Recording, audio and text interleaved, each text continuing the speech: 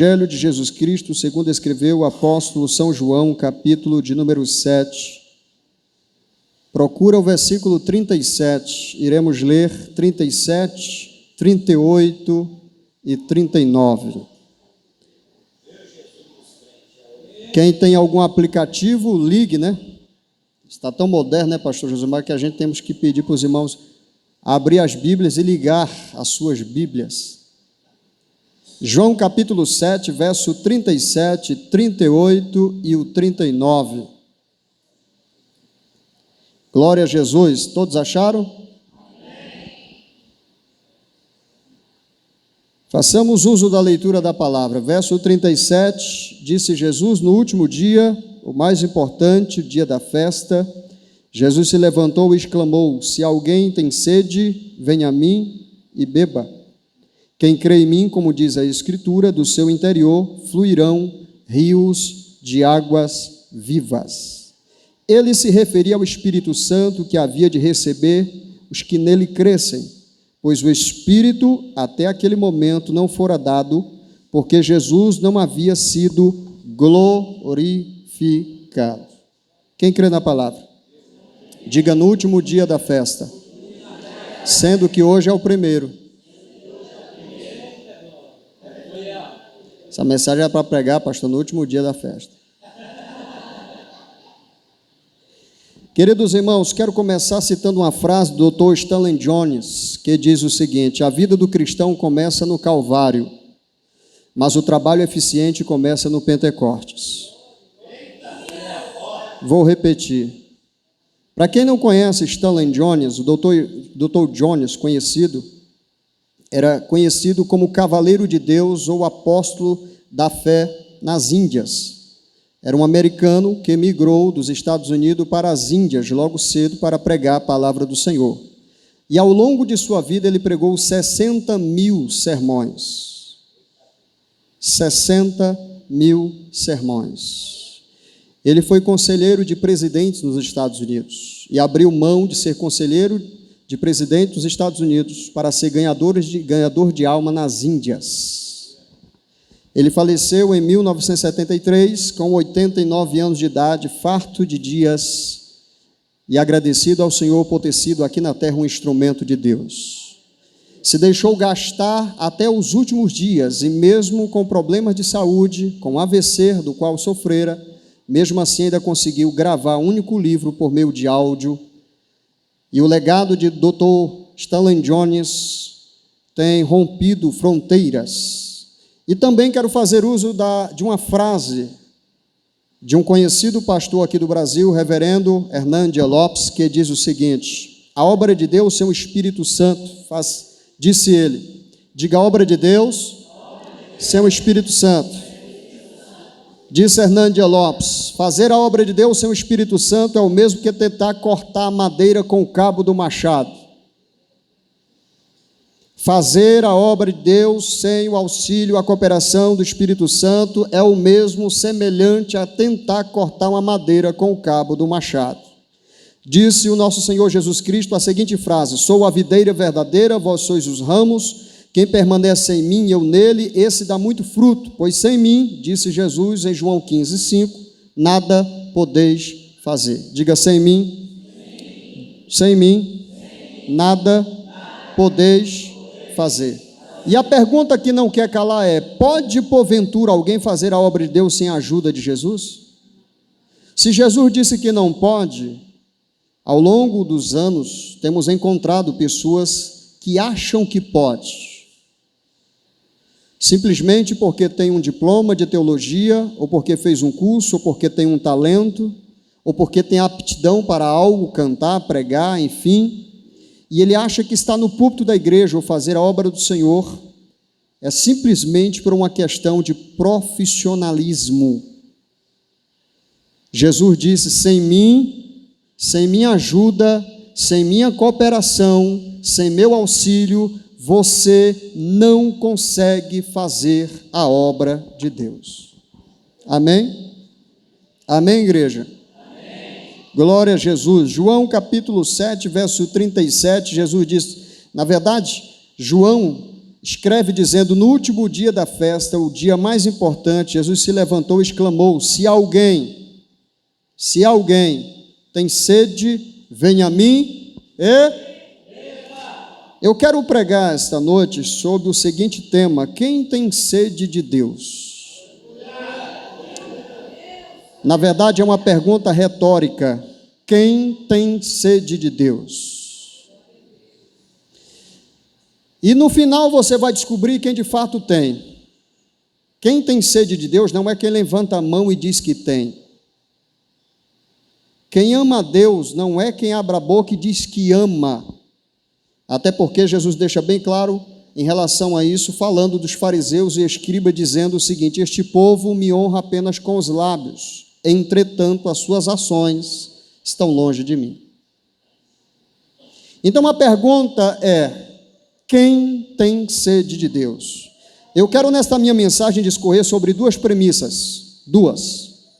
Eu vou pautar a mensagem em duas premissas. Quantas? Primeira premissa: o que uma pessoa que tem sede de Deus precisa saber? Segunda premissa: o que uma pessoa que tem sede de Deus precisa fazer? O que você precisa saber a respeito de ser ou não alguém que tem sede de Deus?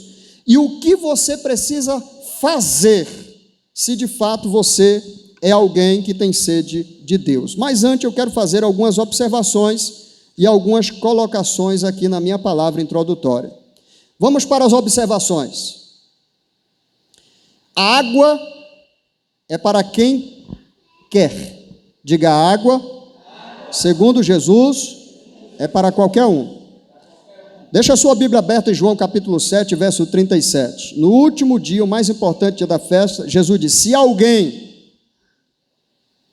se alguém, verso 38, quem crê, 37, se alguém, verso 38, quem crê, ele não está dizendo quem, ele está falando quem crê.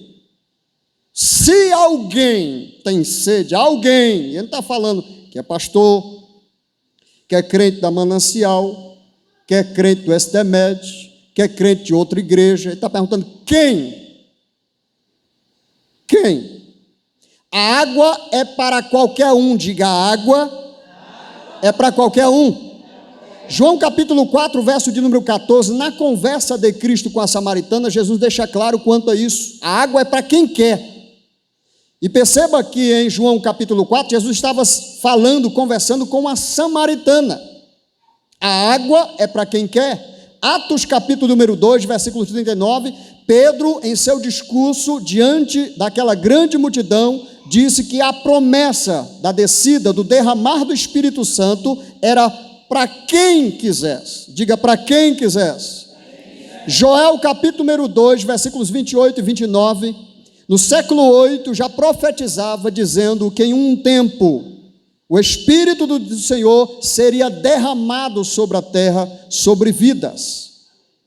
E estas vidas, nós entendemos que são vidas sedentas, vidas que precisam de Deus. Não é vidas que ouviram falar de Deus, é vidas que precisam de Deus. Então a primeira observação é: a água é para qualquer um. Diga: a água é para qualquer um.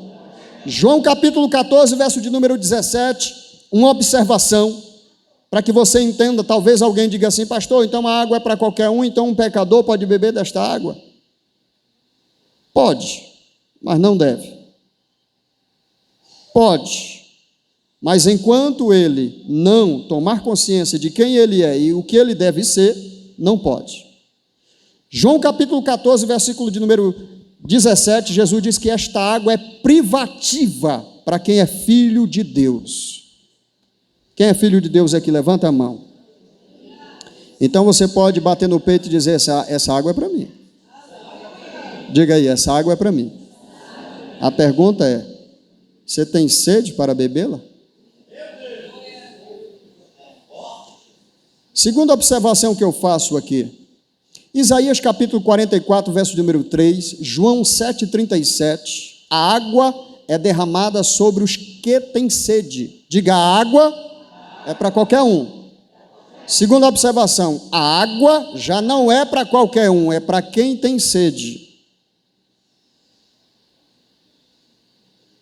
A água está lá. A água está aí. A pergunta é, você tem sede para beber? Terceira observação, a água é uma promessa de Deus, segundo o profeta Joel 2, 28 e 29. Isaías capítulo 32, verso de número 15. Isaías capítulo 43, verso de número 3. Atos dos Apóstolos capítulo número 1, verso 4 e 8. Atos dos Apóstolos capítulo número 2, verso 39. A água, o derramar do Espírito Santo é uma promessa de Deus. Deus fez uma promessa. E a Bíblia diz que ele não é filho do homem para que minta, tampouco se arrepender do que ele falou. Então, o derramar do Espírito Santo é uma promessa. A quarta observação, a água foi derramada na festa de Pentecostes. Diga, a água foi derramada na festa de Pentecostes. Todos nós conhecemos a história de Atos 2. Todos nós conhecemos a história de Atos 2, 39. O que talvez alguns aqui não saibam é o que eu vou falar. A quinta observação que eu faço sobre a questão do derramado do Espírito Santo é que o homem não pode receber nada a menos que do céu lhe seja dado, disse João Batista. Diga o homem não pode receber nada se Deus não lhe der. João capítulo número 3, versículos 27, Tiago enfatiza e ratifica aquilo que João Batista havia dito. Tudo que nós recebemos vem de Deus. Tiago diz que todo dom perfeito emana do Pai das luzes, onde não há variedade nem sombra de variações. Tudo que você tem, diga tudo. Diga tudo.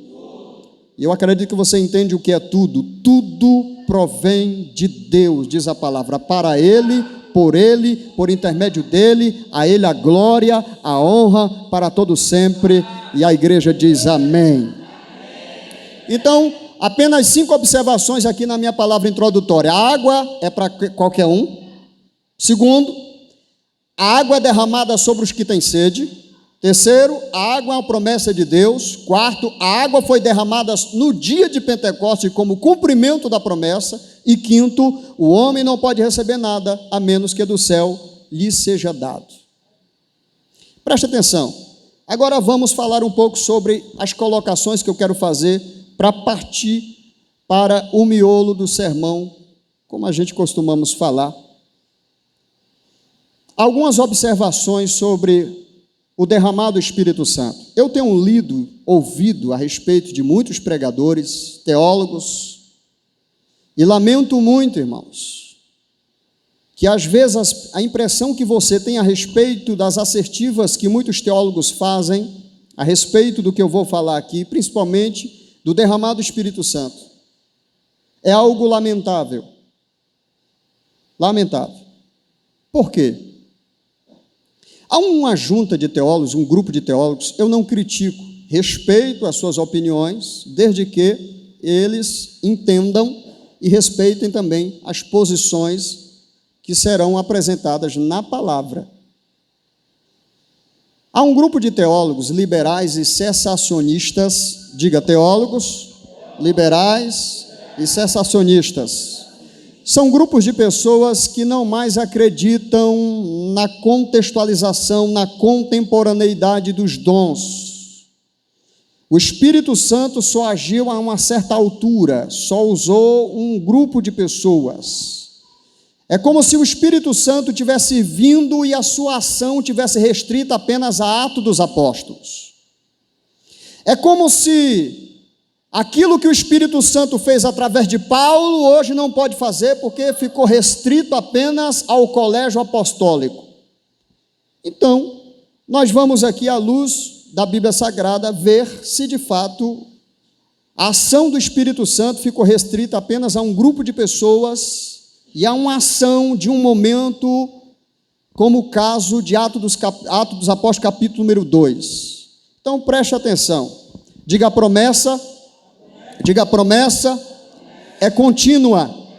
O derramar do Espírito Santo que o profeta Joel profetizou no século 8 a.C., depois fora profetizado pelo profeta Isaías, depois fora falado sobre esta mesma ação sobre Jesus Cristo.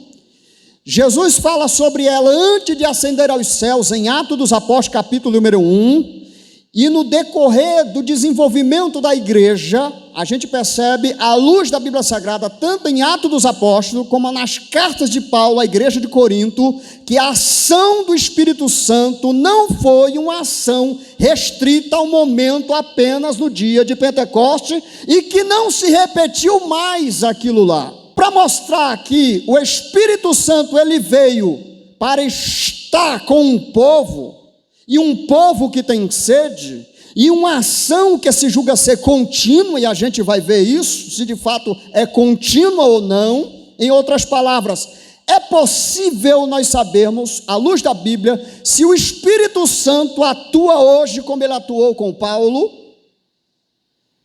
Alguns teólogos liberais dizem que não, que o que aconteceu através dos apóstolos, através de Pedro, onde a sombra do homem curava, na verdade a gente sabe que a ação do Espírito Santo, através da vida de Pedro, que curava.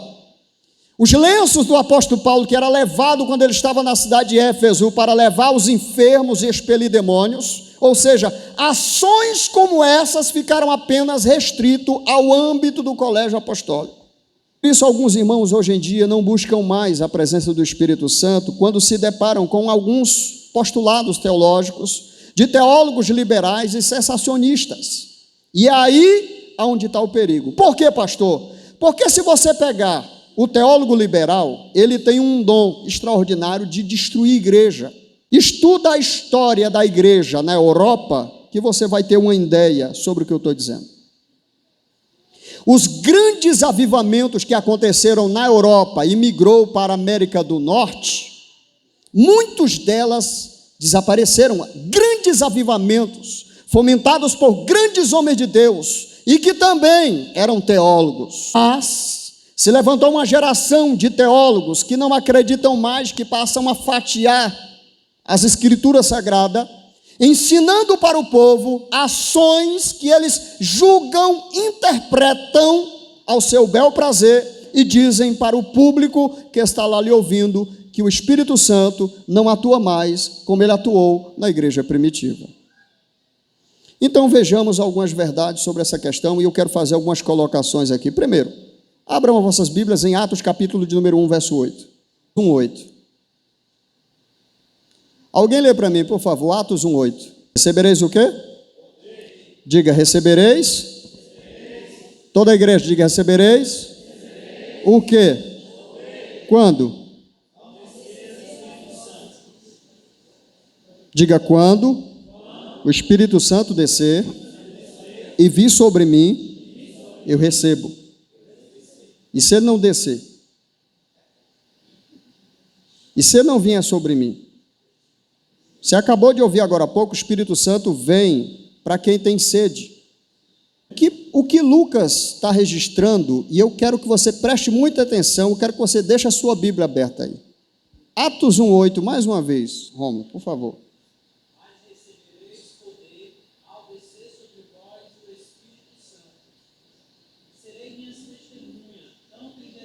Onde?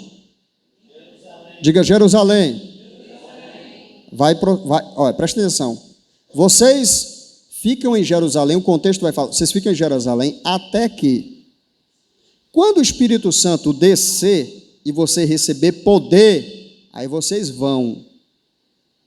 Começa por onde? Jerusalém. Diga Jerusalém. Jerusalém. Atos capítulo 2 se cumpre, os discípulos estavam no cenáculo em Jerusalém. Em Jerusalém. Depois migra para onde? Diga Judeia. Depois para onde? Samaria. Diga Samaria. Depois vai para onde? Para onde? Ou seja, além das fronteiras de Israel. Então o Espírito Santo seria derramado além das fronteiras de Israel. Então a ação do Espírito Santo não ficou apenas restrita a Atos 2. A promessa para que a ação do Espírito Santo fosse além das fronteiras de Israel. Vejamos se de fato foi de acordo com o Atos dos Apóstolos. Preste atenção. Jesus disse ficar em Jerusalém até que do alto sejais revestido de poder. Amém?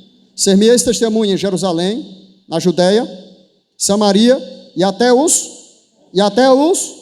Quando se deu isso? De acordo com alguns historiadores e teólogos, este era o ano 30, 31 da era cristã. Preste atenção, grave isso aí. Ano 30, 31 da era cristã. Diga, a era cristã. Preste atenção. Estavam em Jerusalém. O Espírito Santo desce em Jerusalém, onde os apóstolos e os discípulos de Cristo estavam. Preste atenção.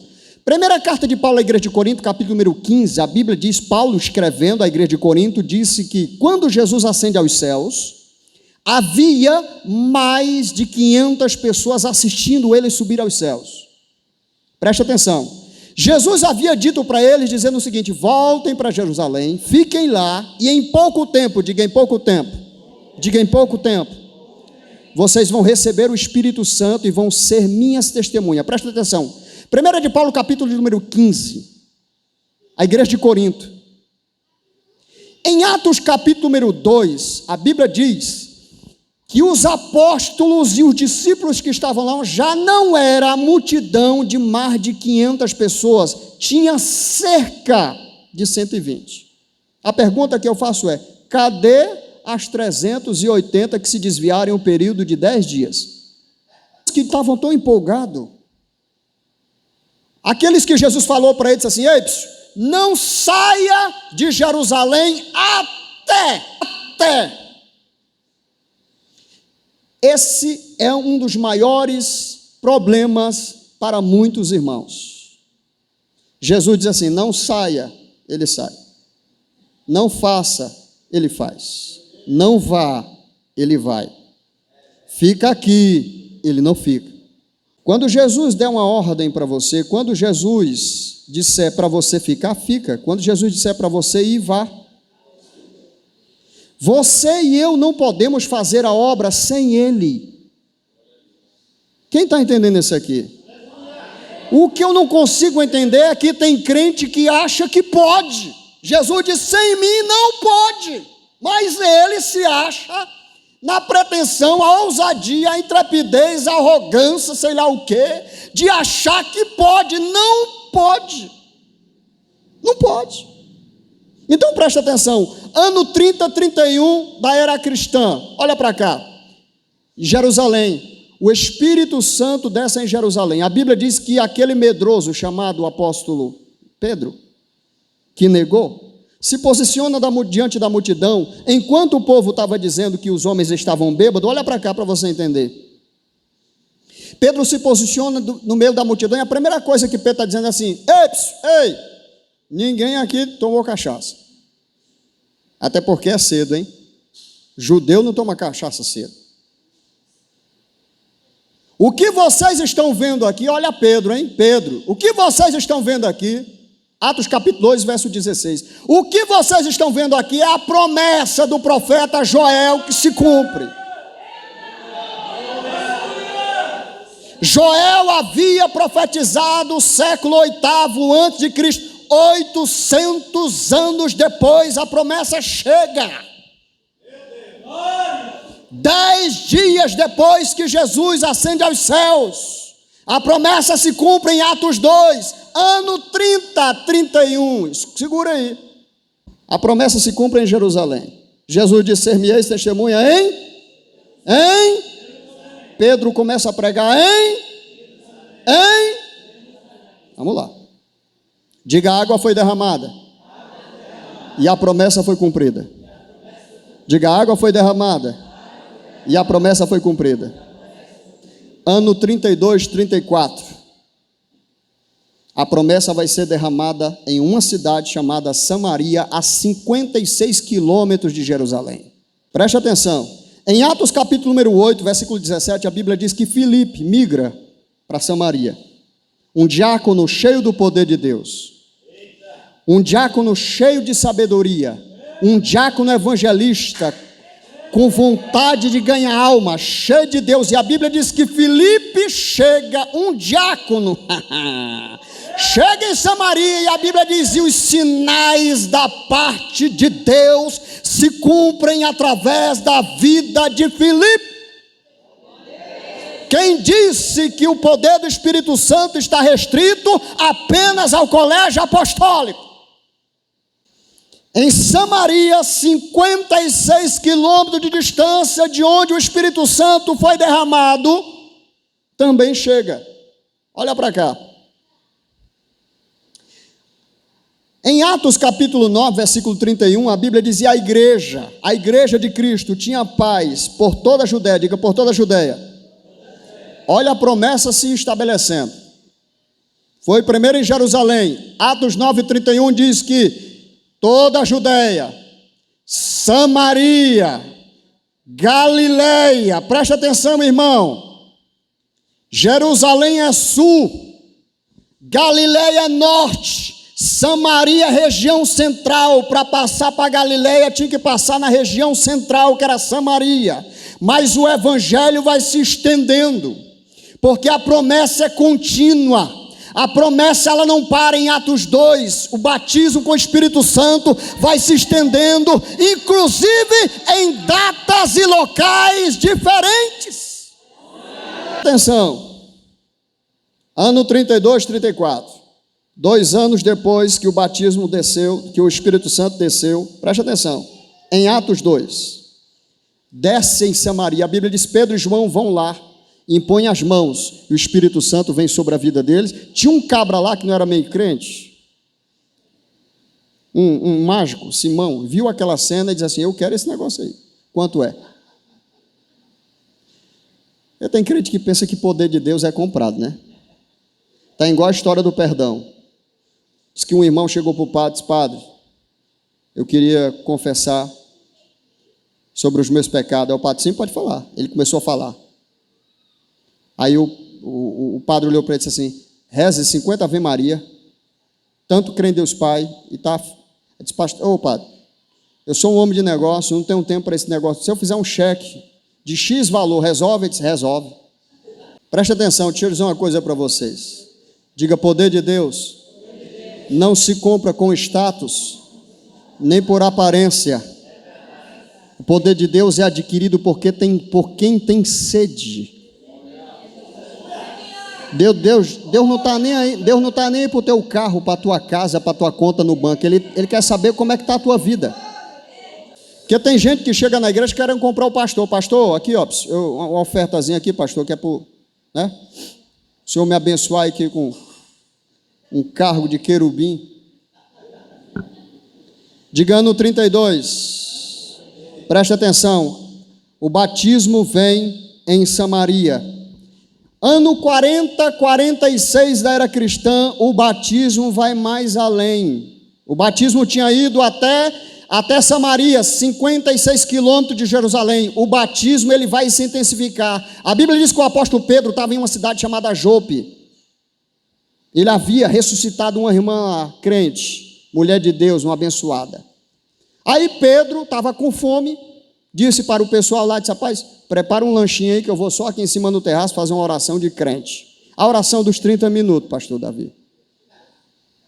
Pastor, a gente está numa torre de oração lá na igreja, 30 minutos para cada crente. Ele disse: vocês fazem um lanche que eu vou orar. Enquanto ele vai, a Bíblia diz que ele entra em êxtase, ou uma visão da parte de Deus, e mostra o que havia de acontecer. Presta atenção. O Espírito Santo havia descido em Atos capítulo 2, ano 30. O Espírito Santo havia descido em Samaria, ano 32, 34, a 56 quilômetros de distância. E o Espírito Santo agora iria chegar em uma cidade que para muitos não poderia ser derramado, que era uma cidade gentílica, de um povo, inclusive nessa cidade morava lá gente da alta, a maioria dos romanos, os centuriões, a maioria do povo da alta sociedade, inclusive dizem que Herodes e outros mais tinham casa de praia lá, que era a região de Cesareia. A Bíblia diz que nesta cidade havia um homem, centurião romano, crente, orando a Deus, continuamente ele orava ao Senhor. Diga, ele orava a Deus. Eu digo, ele era crente, ele era da igreja diferente, mas era crente. Irmão, eu fico extraordinário com Deus, porque Deus, irmão, ele não está nem aí para a placa da tua igreja, ele quer saber se tu é crente. Quem está entendendo isso? Ele não está perguntando onde tu se congrega, ele está perguntando se tu é crente. Tu é crente? Crente. Tem certeza? O evangelho chega em Cesareia. Preste atenção. O Espírito Santo, a Bíblia diz, olha para cá, que Deus fala com o centurião. Um anjo chega para ele e fala, ele fica abismado, eu vou resumir. Ele manda chamar Pedro, que estava lá em Jope, manda os seus servos vão, trazem Pedro. A Bíblia diz que ele, o centurião, reúne a sua família e seus amigos íntimos. Primeira célula da Bíblia em Atos, nesse sentido. Ele reúne os amigos para ouvir a respeito de um tema chamado a ressurreição de um judeu morto, crucificado em Jerusalém. A Bíblia diz que quando Pedro chega, a primeira coisa que Pedro chega diz assim, eu não sou digno, judeu não é digno de entrar na casa de ímpio e de pecador, mas Deus mandou, eu vou. Coisa boa, irmão, quando o crente não se domina. Coisa boa é quando o crente obedece a Deus. Eu não quero, mas vá. Vá, ele mandou, vá, obedeça, você é crente. Deus não tem filho rebelde não, irmão. Deus não tem filho rebelde não. Eu não vou bater o pé aqui, eu não vou. Você pode ficar batendo o pé no chão.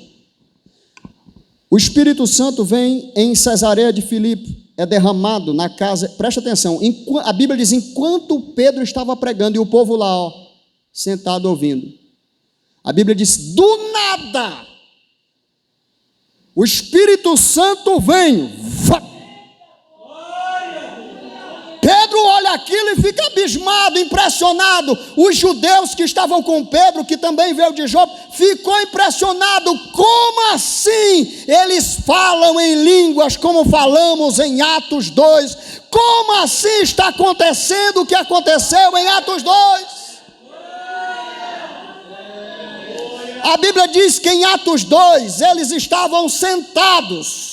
Não sei se tinham parado de orar, porque estavam migrando de uma vigília. Eu sei que eles estavam sentados, não é ação de um judeu orar, mas estavam sentados, e a Bíblia diz que enquanto estavam sentados, de repente, o Espírito Santo veio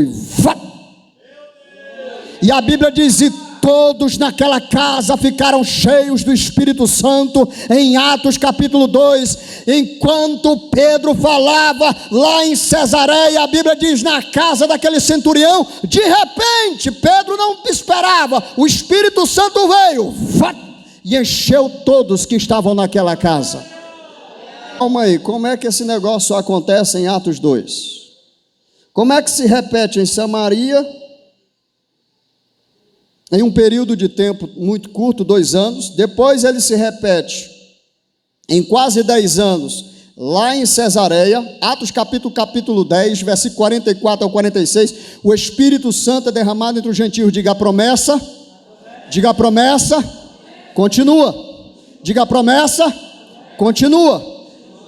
Quarto, ano 50, 55, a Bíblia diz que na segunda viagem missionária de Paulo, a Bíblia diz que Paulo chega a uma cidade de Corinto. Presta atenção, lembra que Jesus disse que a promessa de Deus deveria ultrapassar os confins da terra?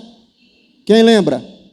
O Espírito Santo desce em Jerusalém, se estende em toda a Judéia, depois migra para Samaria e vai chegando aos confins da terra. Ele passa por Samaria, vai passando por Cesareia, chega à cidade de Corinto, 1.280 quilômetros de distância de Jerusalém.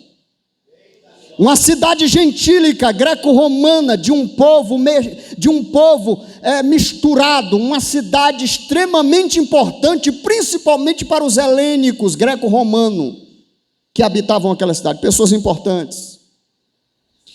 E aí, irmãos, talvez você diga assim: pastor, eu não encontro em Atos dos Apóstolos Paulo chegando na cidade de Corinto e o povo sendo batizado com o Espírito Santo. Aonde que o senhor me prova isso, pastor? Preste atenção. É porque talvez você não leu as duas cartas de Paulo à igreja de Corinto.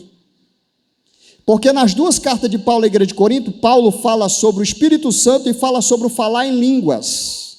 E mais, aquela igreja era uma igreja que falava em línguas, irmão, à beça. Inclusive irmãos que atropelavam outros. Deixa eu falar primeiro. Disse, não, tu fala primeiro. Estava um negócio tão assim que Paulo teve que intervir, disse assim, que haja ordem nesse negócio. Paulo faz duas recomendações, irmãos, preste atenção. Cidade de Corinto, quase 20 anos depois da descida do Espírito Santo em Atos 2, Paulo faz uma recomendação, preste atenção, olha o que é que Paulo fala a respeito do falar em línguas para a igreja de Corinto. Eu quero destacar aqui um desejo e um pedido do apóstolo Paulo. Primeiro aos Coríntios, capítulo de número 14, versículo 5, Paulo diz assim: eu desejo que todos vocês falem línguas estranhas.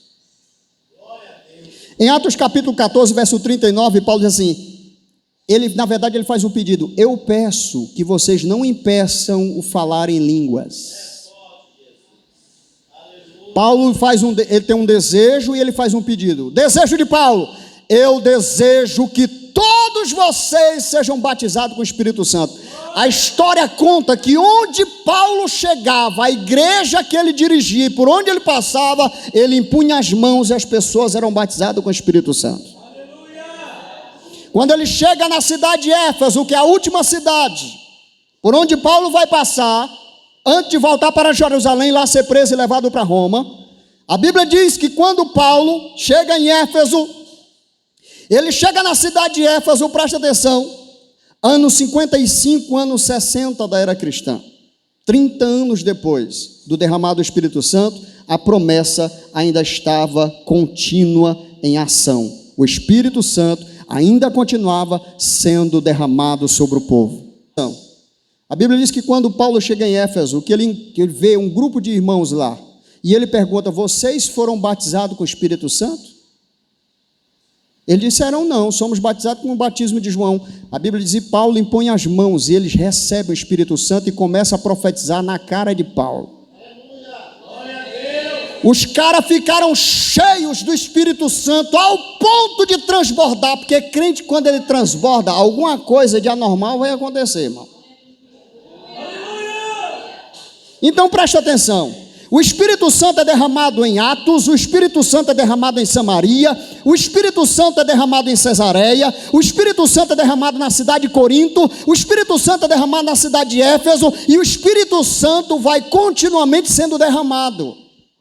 Aí a pergunta que não quer calar é: então, pastor, por que não tem mais nada em Atos dos Apóstolos a respeito do Espírito Santo? Presta atenção, a Bíblia diz que uma das últimas cidades missionárias que Paulo passa é a cidade de Éfeso.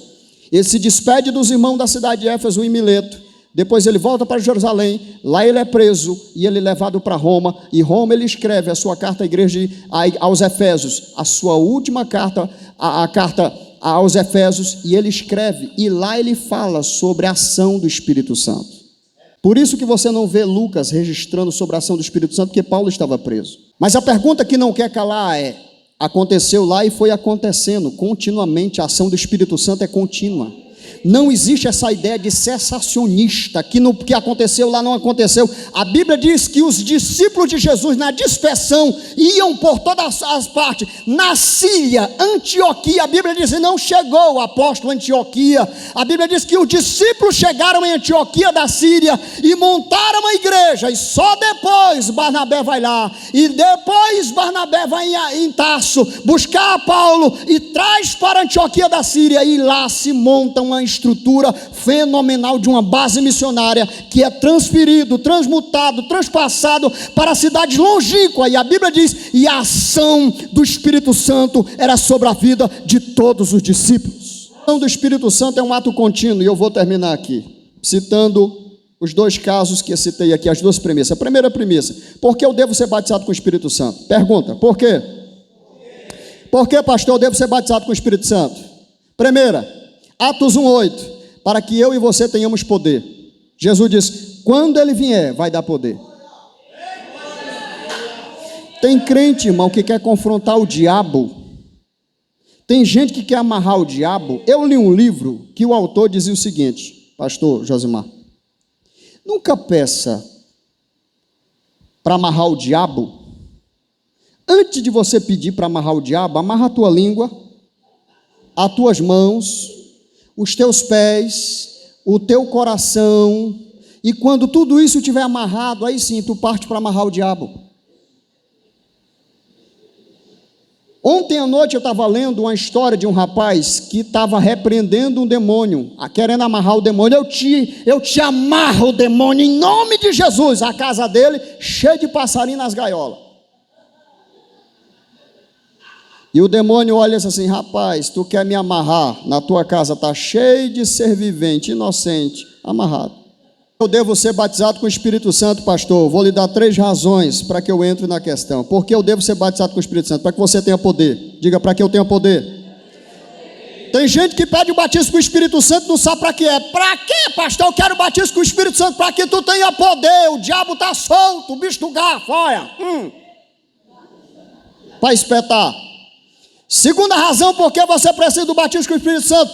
1 de Paulo aos Coríntios, capítulo 14, versículo número 2, para que você fale em mistério com Deus. Não vou entrar no mérito da discussão do mistério aqui. Terceira razão porque você precisa ser batizado com o Espírito Santo. Você precisa. 1 de Paulo aos Coríntios, capítulo 14, versículo número 4, para ser edificado pelo Espírito. Você sabia, à luz da Bíblia Sagrada, segundo o apóstolo Paulo, que quando eu falo em línguas, eu não entendo o que eu estou falando, mas o Senhor que sabe o que eu estou dizendo, através da ação do Espírito Santo, edifica a minha vida? Tem crente que não entende por que os pastores passam 6 horas trancados dentro de um quarto. O que é que ele tem tanto para falar?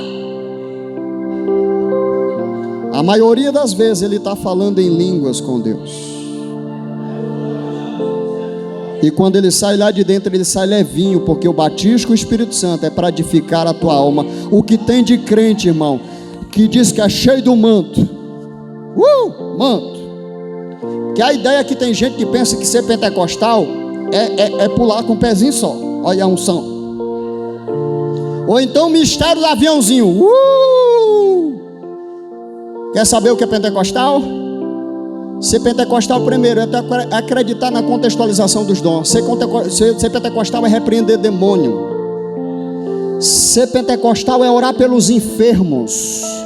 Ser pentecostal é pregar com ousadia o evangelho.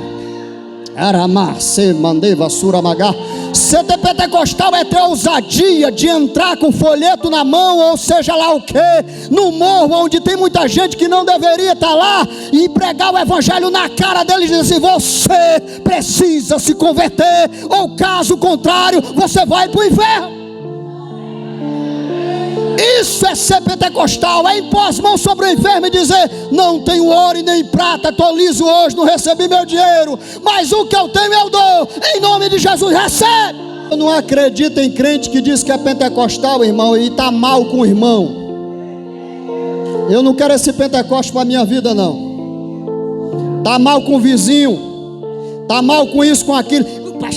Pastor Josimar, é porque o espírito dele não bate com o meu, é porque tu está endemoniado. Não gosto porque é o espírito dele, mas na igreja, na hora da bateria, bate aí, baterista, dá aqueles forrozinhos, aleluia, vai ter manto, irmão, você tem que ser pentecostal aqui dentro você tem que pular, tem sim, Mas lá fora tu tem que pular. Quando o diabo se investir sobre a tua vida, lá tu tem que pular e dizer assim: aqui não, Satanás. Se andar na minha casa, não. Eu te repreendo em nome de Jesus. Vá-se embora. A gente entra na casa de crente, pastor Josimar, que diz que é cheio do Espírito Santo e a casa é uma bagunça. Eu não quero esse Espírito Santo na minha vida, não. Vai para lá, está repreendido, em nome de Jesus. Por que eu devo ser batizado com o Espírito Santo? Porque você precisa de poder, irmão. Os dias são maus, disse Paulo. Porque os dias são maus, a Bíblia diz que você precisa de poder. Por que você precisa? Para que você fale em línguas com Deus, em mistério com Deus. Para que você tenha hábitos espirituais de falar, de ter profundidade com Deus. Então vejamos quais são as duas premissas para me encerrar aqui. A igreja de pé. O que uma pessoa que tem sede de Deus precisa saber, pastor? Olha para cá. Primeiro, saber que Jesus está falando. Olha para cá. Em João capítulo 7, os versículos que lemos, versículo número 37. Se alguém,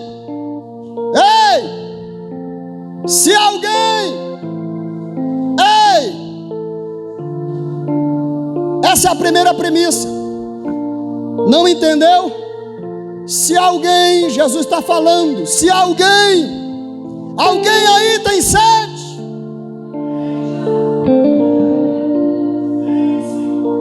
em Provérbios de Salomão, a Bíblia diz que a voz do Espírito do Senhor brada. Ei! No livro de Apocalipse, por 7 vezes você vê Jesus se dirigindo às igrejas, diz: quem tem ouvidos, o que é o Espírito, tem alguém aí que tem sede. Que a pessoa que tem sede de Deus precisa saber. 2, saber encontrar Cristo nas Escrituras. Se você quer ser cheio, se você tem sede de Deus, você precisa encontrar Cristo nas Escrituras. Você precisa amar a palavra. Ei, nem só de carioquinha de manhã vive os crentes. Nem só de bolacha creme crack com queijo dentro vive os crentes. Mas de toda a palavra. Ei, alimenta a tua alma. Quem tem sede, diga: quem tem sede. Você sabe o que os cientistas dizem a respeito da água? Uma pessoa que tem bom senso, que tem inteligência, toda manhã quando ele acorda, é para ele tomar um copo com água, antes de qualquer coisa.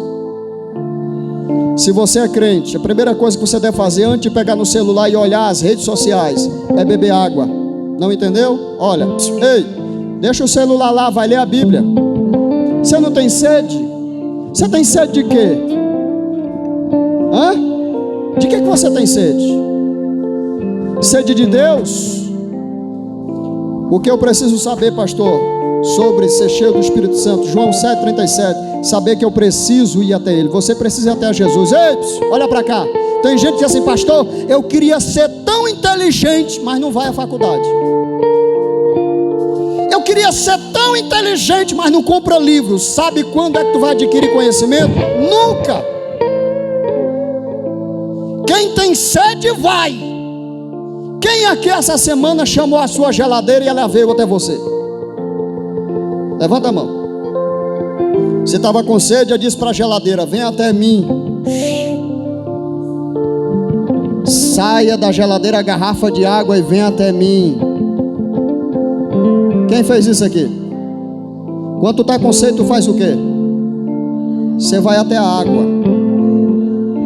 Olhe para o irmão que está do seu lado e diga assim, com muito carinho, que isso é muito forte: está com sede? Pergunta. Jesus não é ter empregado, não. Você precisa até Ele. Jesus disse assim: quem tem sede, eu vou até você. Foi assim? Quem tem sede, vem a mim. Ei, olha para cá. Quem tem sede, vem a mim e peça. É assim? É assim que está no texto? Quem tem sede, vem a mim e beba. Olha para cá. Sabe por quê que tem muitos crentes que não recebem o batismo com o Espírito Santo quando vem à frente? Porque não quer beber. Ele quer que o pastor enfie goela abaixo dele.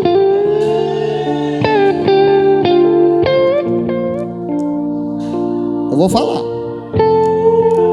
Abre, irmão, que eu vou botar. Abra a boca. Abre. Não, você não quer beber. Quem quer beber, abre a boca, meu filho. Não precisa o pastor empurrar a goela abaixo na sua boca, não. Você é que tem que abrir a boca para beber.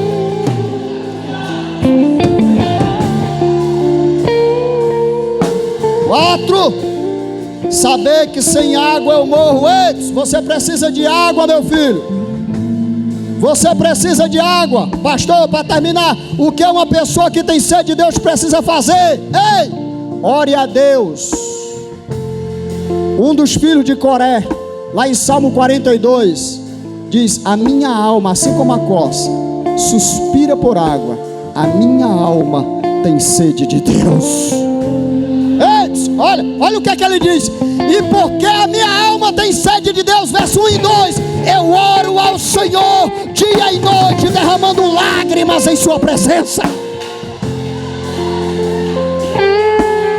Crente que diz que tem sede de Deus, irmão, que não ora 10 minutos de joelho, que não ora meia hora, tu tá mentindo pra quem?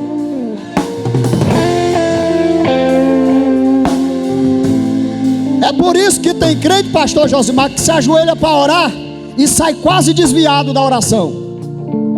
Pastor, não vou orar mais não. Todas as vezes que eu oro, me arrepio todinho, sinto nada, eu me sinto mais mal.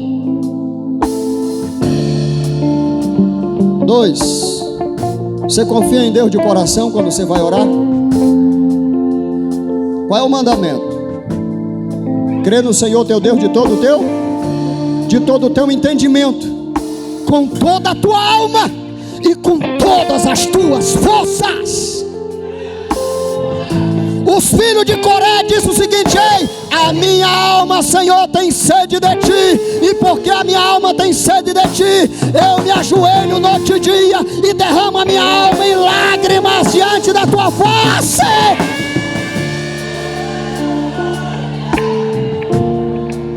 Tem crente que está nas igrejas pentecostais e não tem sede de Deus, não derrama lágrima. Você olha para a cara dele e não chora.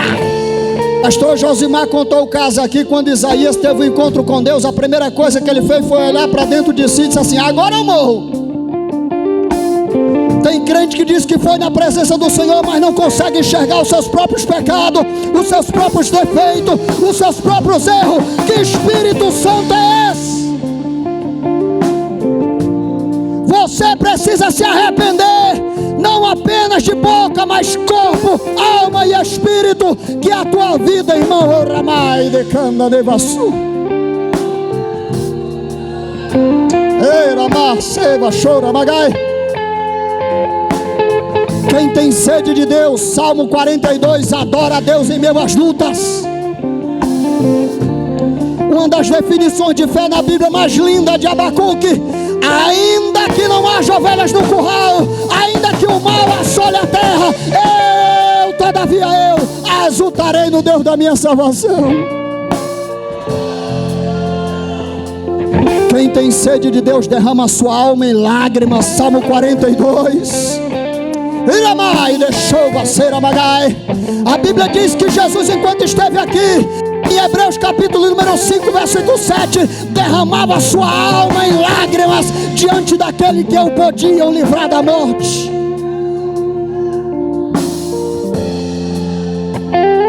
Ei, sem Cristo você não pode fazer nada. Com Cristo você pode todas as coisas. 5, eu devo pensar positivamente. Os filhos de Coré, porque tinha sede de Deus, pensava positivamente sobre o passado, sobre o presente, sobre o futuro. Ele no passado diz assim: quando eu conduzia a multidão em adoração a Deus, à casa do Pai, ele pensava coisas boas a respeito da vida dele. Ele olhou para a alma e diz assim: por que está triste, ó minha alma? Por que tu se abate dentro de mim? Quando ele falava sobre o futuro, ele diz assim: um dia eu vou olhar para o meu Senhor e eu vou me alegrar no Deus da minha salvação. Um crente que está cheio de Deus, um crente que tem sede de Deus, ele pensa positivamente, tanto quanto passado, presente e futuro. Sabe por quê? Porque ele sabe quem chamou ele.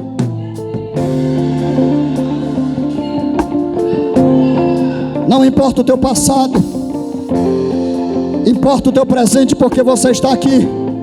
E pela fé, o teu futuro ministra positivamente sobre ele. Internaliza na tua mente e diz assim: eu independente das lutas, independente da dificuldade, independente dos problemas, eu vou exultar no Deus da minha salvação.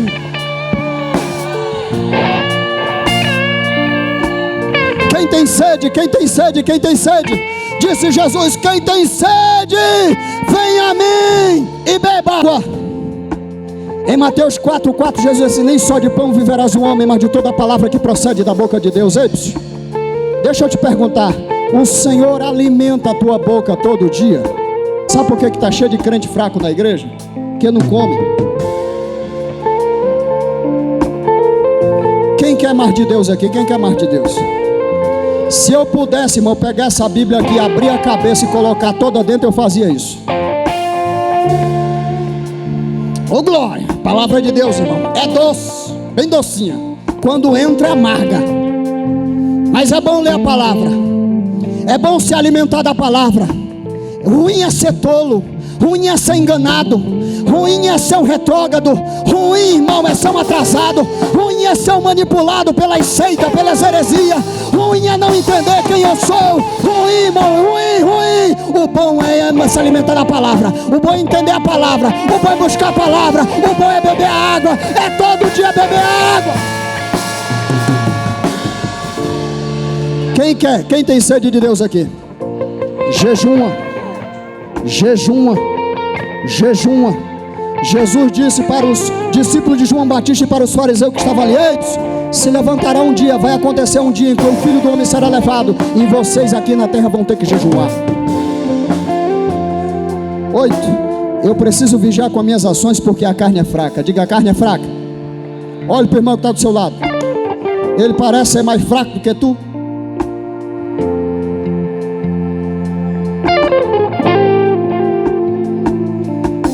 Eu vou perguntar, quem tem sede aí? Levanta a mão, quem não é batizado com o Espírito Santo, levanta a mão, quem não é, deixa a mão levantada, deixa a mão levantada, deixa a mão levantada, levanta a mão. Não se envergonhe do Evangelho, tem vergonha? Levanta a mão, bem alto, vem aqui à frente, quem não é batizado com o Espírito Santo, vem aqui à frente.